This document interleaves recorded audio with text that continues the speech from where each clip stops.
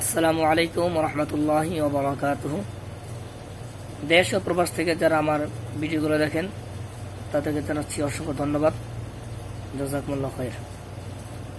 অত্যন্ত গুরুত্বপূর্ণ একটি ভিডিও। যারা প্রবাসে আছেন বা যারা প্রবাসে আসতে চাচ্ছেন তাদের জন্য খুবই গুরুত্বপূর্ণ একটা ভিডিও হবে। আর একটা হচ্ছে যারা বিষের বিজনেস করেন, বিষে দেওয়া নেন, তাদের জন্য হয়তো আমার চাইতে অনেক অনেক ভালো বোঝেন, অনেক ঊর্ধ্বের মানুষ আপনারা।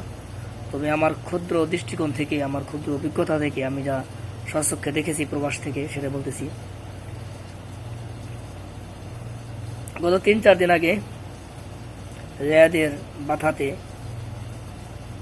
একটা জায়গাতে আমি গেলাম।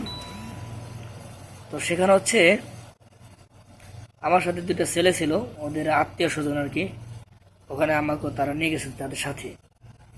গিয়ে দেখলাম 4-5টা ছেলে, সবাই মাশাআল্লাহ স্মার্ট, সুন্দর, পরিপাটি, সব দিক থেকে ভালো লাগছে, অল্প বয়সে সব। এই ছেলেগুলোকে 4-5 মাস ধরে হচ্ছে প্রবাসে আনছে এক দালাল চক্র, টাকা অনেছে বেশ। সেই যুবক ছেলেদের অবস্থা হচ্ছে এমন যে কারো 2 মাস, 3 মাস, 4 মাস হয়েছে, একটা ছেলেরও কাজ দিতে পারে নাই, কাজ দেয় নাই, একটা ছেলেও করা। আমি ছেলেগুলো দেখে বললাম যে তোমাদের যে মাশাআল্লাহ যে চেহারা, আর তোমাদের যে চেহারা আকৃতি বা যে বয়স, এইসব বয়সে তো ভালো ভালো কাজ পাওয়ার কথা, ঠিক আছে? কারণ কাজের যতই সংকট থাকুক না কেন, কিছু লোকের এমন আছে যে ভালো চেহারা, হ্যান্ডসাম, স্মার্ট, তাদের জন্য কিছু সব জায়গায় একটু আলাদা একটা মর্যাদা থাকে। যেমন কফি শপ, রেস্টুরেন্ট, এই সমস্ত কাজে স্মার্ট ছেলেদের বেশি প্রযোজ্য হয়, ঠিক আছে?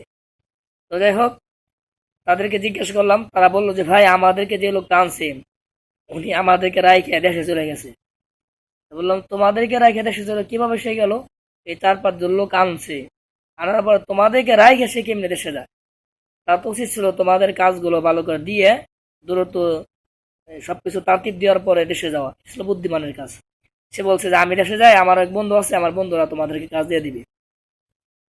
ভাই, নিজের কাজ নিজে না করলে কি অন্যের কাজ অন্য দেশে কাজ হয়?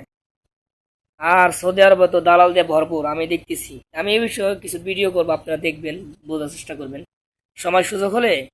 আমার ক্ষুদ্র ক্ষুদ্র অভিজ্ঞতা থেকে যারা বিশেষ বিজনেস করে বা যারা কাজের বিজনেস করে, এদের মধ্যে কত প্রকার প্রতারক, যেগুলো আমি সম্মুখীন হয়েছি বা আমি স্বচক্ষে দেখেছি, অথবা যারা ভুক্তভোগী, এই ভুক্তভোগীদের কাছ থেকে মানে স্বচক্ষে তাদের কান্না, তাদের আর্তনাদ, তাদের চিৎকার আমি নিজে দেখেছি এবং শুনেছি। তাদের এই চিৎকার দেখে আমার নিজের কাছে মানে এমন লাগছে যে যদি কেউ বিশেষ বিজনেস করতে চাও, ভালো মতো করতে পারো, করো, কাজ দিতে পারলে। আর যদি তা না পারো, তাহলে সে অনেক টাকা দিকে লোভ করার কোনো দরকার নাই, তাহলে এই লোভ তোমাকে ক্ষতির দিকে নিয়ে যাবে। মূল কথা বলি, এই 5-6টা ছেলেকে সে রেখে দেশে চলে গেছে। আর যে বন্ধুদের কথা বলে, সবাই তো মানে টাকা ছাড়া সৌদি আরবে যা দেখতেছি, মানে 100 লোকের থেকে 99 জন লোক হলো টাকা ছাড়া কাজ করবে না। আগে টাকা দাও তারপরে কাজ, বেশিরভাগ এইগুলো দেখছি। যারা সৌদি আরব প্রবাসে থাকেন তা আমার সাথে অনেক বেশি জানেন। আমার এই কথা যদি ভুল হয়ে থাকে লাইক কমেন্টসে জানাবেন, আর যদি আমি সত্যি বলে থাকি তাও লাইক কমেন্টস করে জানিয়ে দেবেন যেন অন্য ভাইরাও বুঝতে পারে। আর আমি হাত জোর করে বলবো যারা নাকি বিশাল বিজনেস করেন, ভাই আপনি বিজনেস করেন ভালো কথা, সঠিক তথ্য দিয়ে একটা লোককে আপনি সঠিক কাজ দিয়ে যদি আপনি পারেন বিশাল বিজনেস করেন। আর যদি তা না পারেন তাহলে একটা লোককে শুধু বিদেশে আনলেন, আনারটুকুই আপনি সীমাবদ্ধ শেষ করে দিলেন, না দিলেন তার একামা, না দিলেন তার কাজ, তার সাথে যে চুক্তিপত্র ছিল কোনো কিছু আপনি পূর্ণ করলেন না, তাহলে সেটাকে বিজনেস বলা হয় না, বলা হয় সেটাকে প্রতারক, বাটপার বলা হয়, চিটিংবাজি বলা হয়। তাছাড়া আর কিছু তাকে বলা হয় না। এই জন্য আমার এই কথাগুলো যদি কারো খারাপ লাগে ক্ষমা চাই। আর যদি কথা সত্যি বলে থাকি, হতে পারে অনেক ভাই এমন আছে যে যারা বিশেষ বিজনেস করে তারা আমার ভিডিওটা দেখবেন, আর মনে হইতে পারে আপনারা মনে ক্ষুণ্ণ হবেন না। আমি যদি কথাগুলো বাস্তব বলে থাকি তাহলে জানাবেন। যারা বিশেষ বিজনেস করেন অবশ্যই চেষ্টা করবেন যে লোকগুলোকে আনছেন সেই লোকগুলোকে ভালো কাজ দিয়ে তারপর আপনি দেশে যান বা অন্য রাষ্ট্রে সফরে যান, কোনো সমস্যা নাই। কিন্তু সেই লোকগুলোকে কাজ না দিয়ে, একামা না দিয়ে, তারতিব না দিয়ে তাদেরকে ফেলায় রেখে যাওয়া কোনোভাবেই এটা কোনো বুদ্ধিমানের কাজ হতে পারে না। ঠিক আছে ভাইরা? ওই জন্য যারা বিষয়ে বিজনেস করেন তাদের প্রতি আকুল আবেদন যে আপনারা বিজনেস করেন, ভালোভাবে করেন। যারা যাত্রী তাদেরকেও বলবো বিদেশে আসার আগে একবার ছাড়া 2 বার নয় 10 বার ভাববেন এবং লোকটাকে ফলো করবে সে দায়িত্বশীল কিনা, সে সচেতন কিনা, সে আমানতদারিত্ব কিনা, এগুলো একটু ফলো করবে। শুধু বিদেশে আনলেই হবে না। একজন লোক তার কথা কাজে কতটুকু মিল থাকে।